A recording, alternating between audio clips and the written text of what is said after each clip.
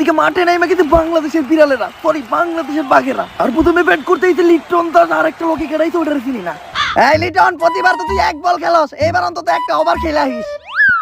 Papon sir, আজকে শুধু আমার খেলাটা দেন। আজকে এক ওভার না, পুরো ম্যাচটাই খেলমু। আর আজকে ম্যান অফ দ্য ম্যাচ আমি হমু। লিটনের কনফিডেন্স দিকে বোঝা যাইতেছে, প্রতিবার এক বল খেললেও এবার পুরো ম্যাচ খেলতে পারবো না, আর কি আউট হয়ে গেল। এত জোরে মারলাম, হারাই গেল নাকি? বল কই? বল তো দেখতেছি না। বল দেখা লাগবো না, তুই স্ট্যামের দিকে দেখ। সমস্যা নাই পাপন স্যার, সামনেবার পুরো ম্যাচই খেলমু। সামনে ম্যাচে তোমার খেলতে হইব না, এই ম্যাচেই তোমার উপর বিশ্বাস করলাম, বিশ্বাসটা রক্ষা করলাম না। গেল, এবার তুমিই দাও, তোমারই কিছু একটা করতে হইব। কুবাইয়া দিমু। তোমার উপর আমার পুরো বিশ্বাস আছে, আর গেলের উপর আমাকে সবার পুরো বিশ্বাস আছে, কারণ গেলেরটা অনেক বড়, মানে ব্যাট। ওই ইন্ডিয়ার বলার রাহুই না রাখ।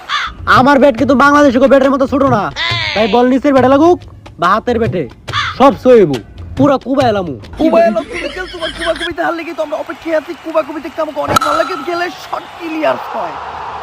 4 হইছে 6, দিল 4।